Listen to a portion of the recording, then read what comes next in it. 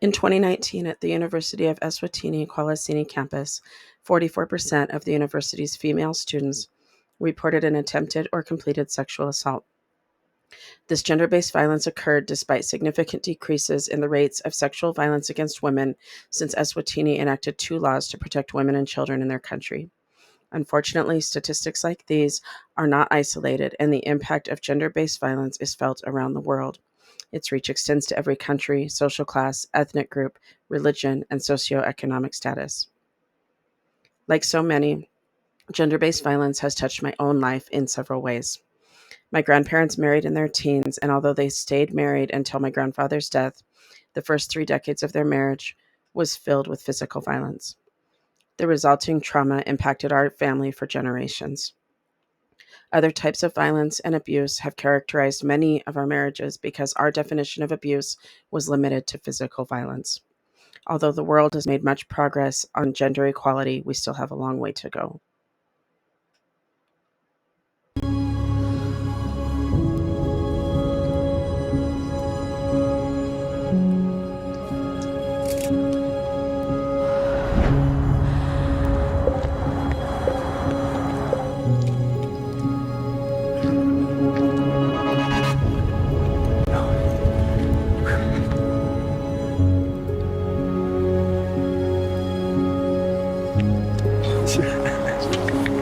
Oi, look at her.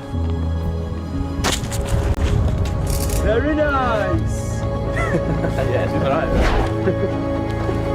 Yeah, no worries. See you soon. Bye.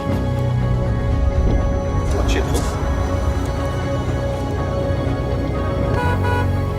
Hey, beautiful. Gives a smile. Bet you look much prettier when you smile. Aye, don't ignore me. Come on, love. Think you're better than me, yeah? You're not even that fit. So what, you're not going to invite me now? Yeah, you're asking for it dressed like that. Are we off tonight? She definitely wants it. Oh, he's sexy. Do you think this is okay?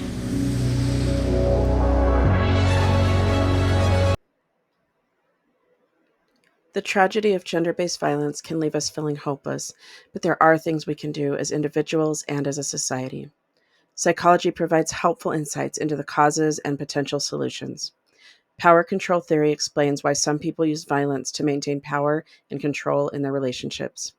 Patriarchal systems condition men to believe that masculinity requires power, control, and dominance. Social learning theory helps explain why generational cycles of gender-based violence against women exist. Essentially, this theory suggests that children imitate what is modeled for them. When children see violence inflicted on their mothers, they are more likely to repeat the cycle either as victims or perpetrators. Research has also shown that biopsychological factors such as neurotransmitter imbalances and interruptions in normal brain function can contribute to violent aggressive behavior. When these factors are combined with patriarchal systems that privilege men and normalize domineering behavior, gender-based violence is often perpetuated. Consequently, victims experience decreased mental health and cognitive functioning, and children exposed to the violence are impacted from the moment of conception, with results like higher rates of infant morbidity, intrauterine growth restriction, premature births, behavioral problems, skill regression, mental health decline, and low self-esteem. Researchers have found that highly patriarchal cultures that privilege men above women often hold views regarding violence against women that range from normalized and expected to tolerated and insignificant. While cultural sensitivity must be a factor, human rights violations should never be tolerated, regardless of the culture into which a person is born. Instead of focusing on ineffective strategies like anger management, rehabilitation programs for perpetrators should address underlying beliefs and attitudes, teach healthy perspectives on male and female relationships, and increase empathy. Victims and their children need safe, supportive spaces where they can feel comfortable seeking help without the fear of being judged or facing social stigma or retaliation from their abusers. Services should include resources to escape harmful relationships, including options for safe housing, financial assistance, and basic needs like food and clothing for them and their children. Education about gender-based violence and mental health support for everyone involved is necessary to prevent re-victimization and the perpetuation of cycles of violence. To reduce gender based violence, intentional early interventions must be a priority. If adolescents are equipped with positive attitudes and healthy relationship skills before they develop patterns of violence and victimization, we can begin to see the tide turn. If individuals, communities, organizations, and governments get involved, we can reduce and prevent gender based violence against women.